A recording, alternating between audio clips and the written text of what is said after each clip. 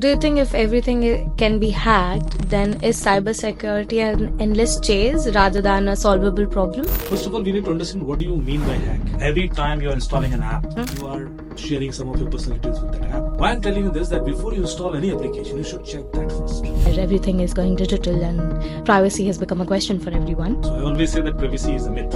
Once this data goes to wrong hands, they start using it against you. If somebody is accessing my account, the very first person who would know it, you're back. China has developed an AI which can read minds. They are using it to loyalty of their army. There's a huge commitment issues, especially in the younger generation, because they're using social media. Because of that freedom, these teenage kids, they become more aggressive. If in your life you are achieving anything easily, you will not value that, whether it is money or relationship. Hello, I'm Garima Jain and I'm representing HE Direct, and today I have Amit Dubey, and he's a cybercrime investigator, and we're going to ask him some intriguing questions to know more about cybersecurity and how we can keep ourselves safe in this digital world. So we were discussing about if we are able to use AI in such a way that there is a convincing deepfake. So how do we actually figure out whether this is truth in digital world or not? So there are research going on to detect deepfake content. There are research going on to make more effective deepfake content which can't be detected. So criminals are innovators. They are the first user of any innovation. When this ChatGPT was released, 1 week before that, Fraud GPT was in public, and then 1 week after that, Worm GPT was released in dark web. Which means that they were not waiting for you to release ChatGPT. They started their research well before ChatGPT. And that's why it was timely released. And all these, if you search on Google, you will find on GitHub that there are thousands and thousands of LLM, large language models. Those are offered for offensive operations or negative use of AI. And there are much more negative AI than the positive AI models. Okay. Which means that it is easy to make money if you have an AI which is to be used for negative purpose. For deepfake detection especially, there are companies starting from Microsoft to Cisco. Everybody has developed tools which can detect deepfake image, videos. But their efficiency is still till 98%, 97%, 95%. There is still finite probability that you may not be able to detect a deepfake content. And it will impact so much your life that by the time you realize that this was deepfake, things has happened. Okay. So I'll discuss a case. I got a case from Hyderabad. There was a company and their accountant was leaving at 6 p.m. in the evening. Suddenly he received an email from his CFO that we are going to have a web call, so please join it in the next 10 minutes. Because he was leaving, so he was in car and he joined this from his mobile. And there was CEO, CFO and senior VP and everybody discussed, and eventually they concluded that there is a company in Singapore and we'll have to make an urgent payment to it. So there'll be a mail sent to accountant and he has to initiate this payment. After this call, he got that email from CFO with an account details. So he started that payment and it's done. Oh. Now the same thing happened again in that week. And after 10 days, when CFO checked the accounts and he asked this accountant that why are you transferring this money and where it has gone? And he said, you only arranged that web call and discussed with CEO and CFO and everybody. He said, no, he never had this call. He said, no, you only said and you sent me an email also. And then it became a matter of investigation. So they approached to police started the investigation. Now there were 3 possibilities. The company wanted this money to go out for some money laundering reason. And they planned it in such a way that they can say, oh, somebody used deepfake and this guy didn't understand and we are not in possibility. Yeah. The possibility that somebody has actually done that and the possibility that accountant has done that. So how to believe that the accountant is, whatever he's cooking up the story is right, because he has heard about deepfake, so based on that he has cooked in a story. We started the investigation. We checked his email. So when we checked the email in which that account details were given and we checked the headers, we found that these are spoof emails. Spoofed emails means that I can send an email from your account, from your email ID to anybody. Yeah. If your email ID, if your email server is not DMARC compliant. So normally all these SMEs or companies, those are not conscious enough for their security. They don't have DMARC compliance. So it's very easy to spoof their email. So that was clear that CFO didn't send that email, or but this guy is saying that we had a web call, and somebody would have joined that web call. He said that CEO was there, and CFO was there, and senior VP was there. Fortunately, when we were scanning all his laptop and mobile phones, in his mobile phone we found an app. It was a screen recording app. This was installed by his wife for the surveillance. And because of that app, he was saved. Because that surveillance app, which was there in the accountant mobile phone, that has recorded that web call which he joined from car, the very first web call. Okay.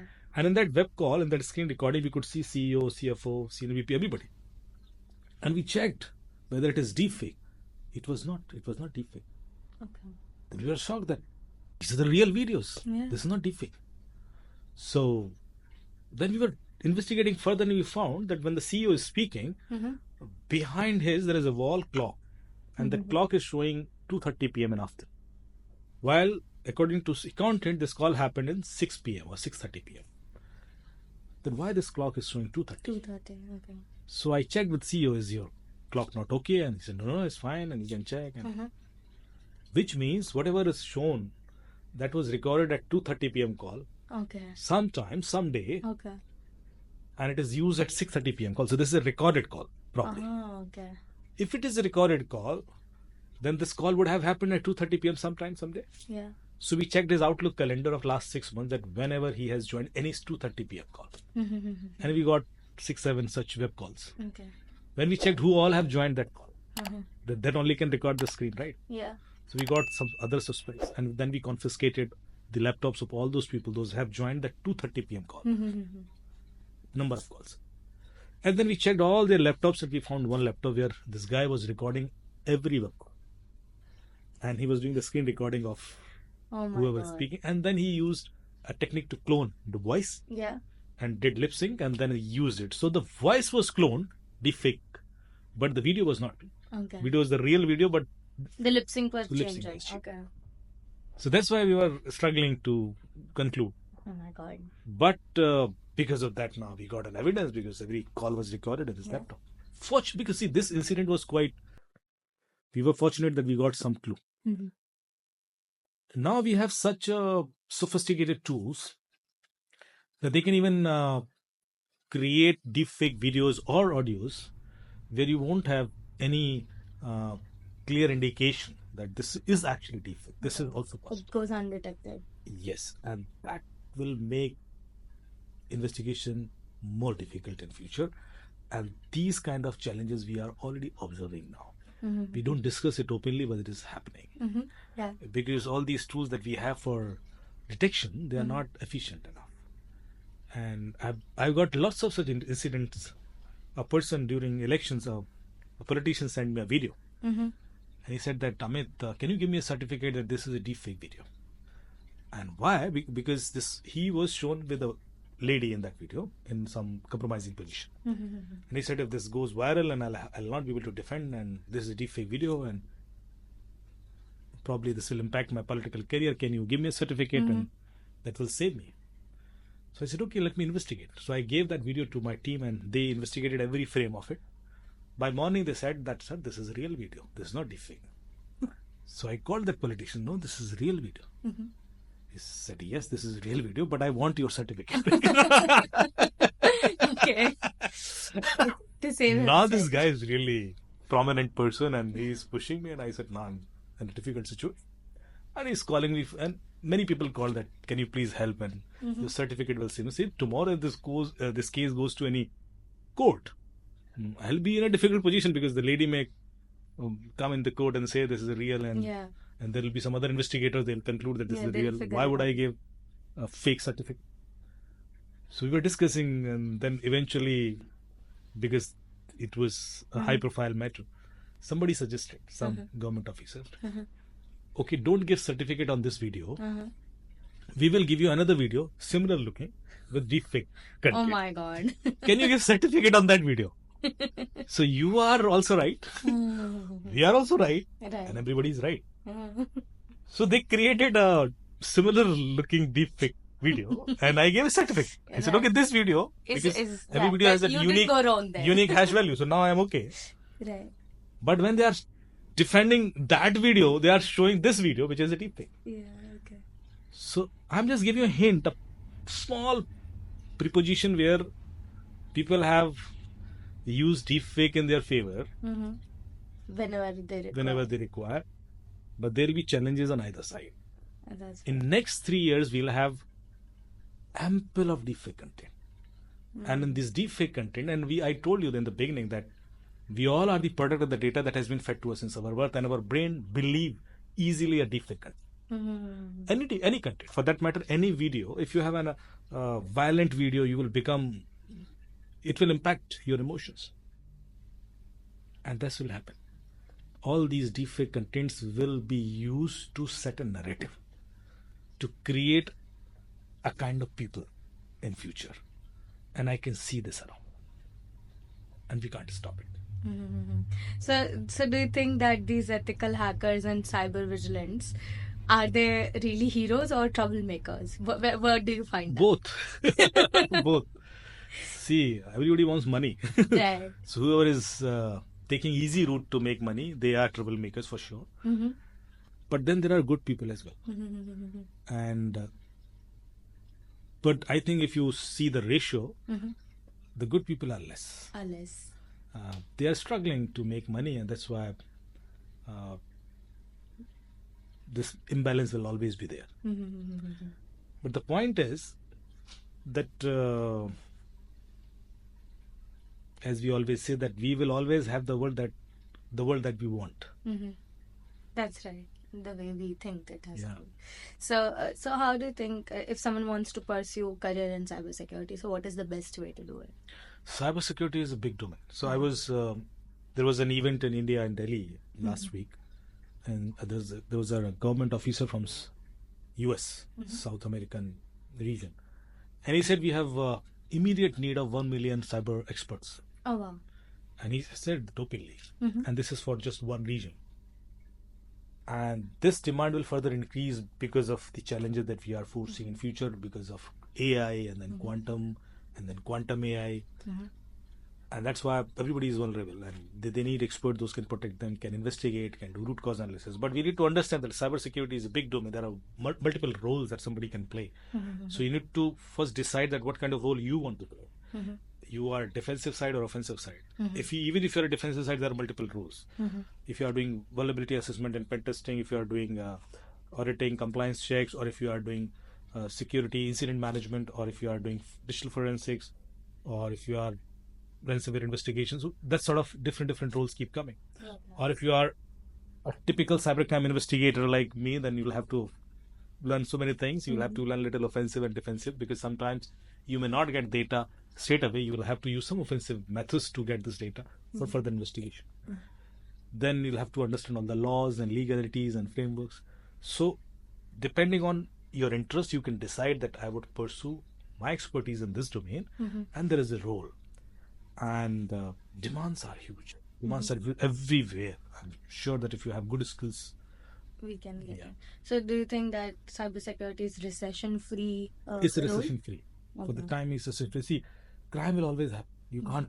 You will never have a situation when this will go down. It will never happen. It will always increase because of the kind of digitalization happening around us. In your house, you may have 25, 30 digital devices. 3 laptops, then iPads, then security cameras, probably mobile phones, smart television, smart fridge, smart leisure, and many other sensors, smart watches, and all. Yeah. Each one of these devices is an entry point to create chaos in your life. And that's why this demand will further increase. We need people those can protect us. We can't reduce our uses of digitalization, but it will increase, and so the risk will increase. Okay. So do you think that if there's a criminal who is looking to do a cybercrime, so will he hack our information first, or in order to hack our mindset, or do you think it is the opposite side, that first he hacks our mindset? He'll never hack your devices first. He'll always hack your mind first. Okay. And we abuse actually hacking word. It's not straight away that I decided you to hack and I'm instantly hacking you. It doesn't happen like that. It's always a multiple step process. We first do reconnaissance. We first do Reiki, where we try to find each and every details about you. Because if I want to hack your mind, right, I need to know everything, starting from your date of birth to your likes, dislikes, aspirations, close proximity people. Those are those whom you trust, and then I'll create an attack vector. That how should I use this information so that I can build trust with you through an impersonated account, and then I'll force you to do some mistake. Before that, I'll also get to know your vulnerabilities. Is it what kind of mobile you are using, whether it is updated, old, what kind of browser is their browser version, and any other application that you are using which I can exploit. Once I have everything with me, I can create a payload, will send it to you, because you trust me, because of that impersonated account. You will follow my instructions, and eventually I'll exploit it.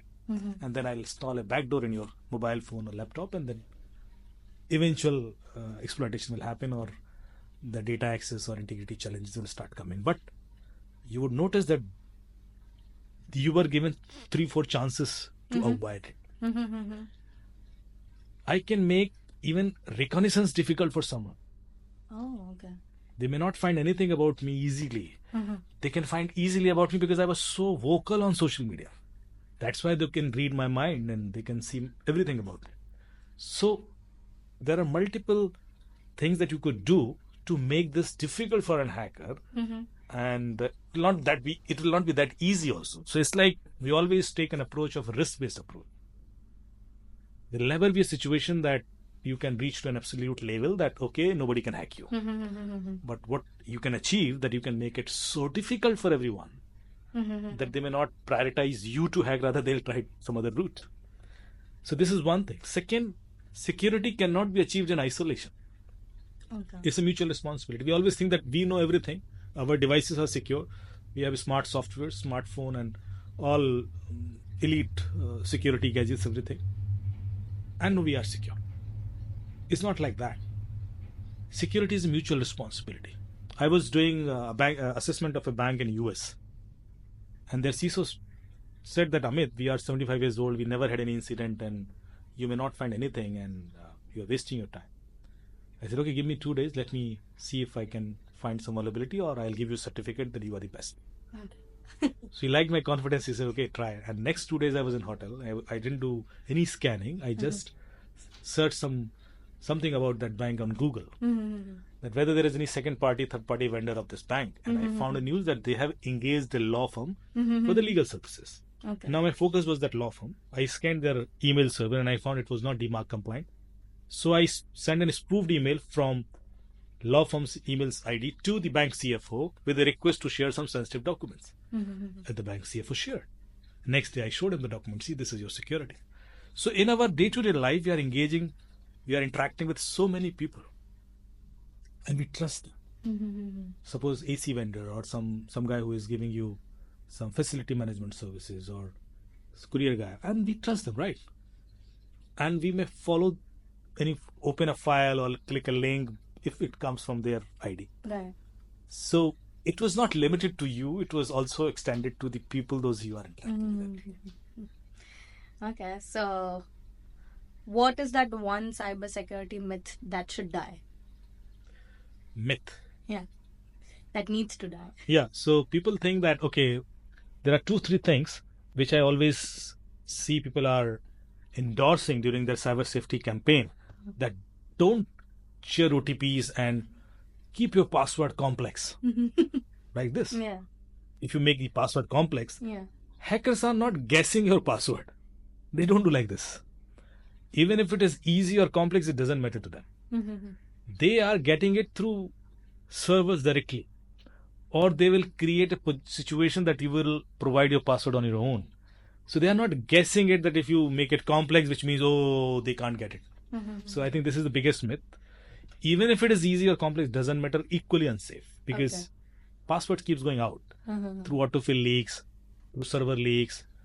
Sometimes you may be trapped through a phishing attempt and share your passwords. So this is one thing which I'll make it very, very clear that keeping a password complex doesn't help you. Second, the OTP thing. The people share that don't share OTPs. I have never seen a case where people have shared the OTP, that somebody called you and said, Garima, please tell me your banking OTP. And, and you responded, oh, okay, please note it down. Oh, Garima, please tell me your password also, because, oh, okay, please. It won't happen like this.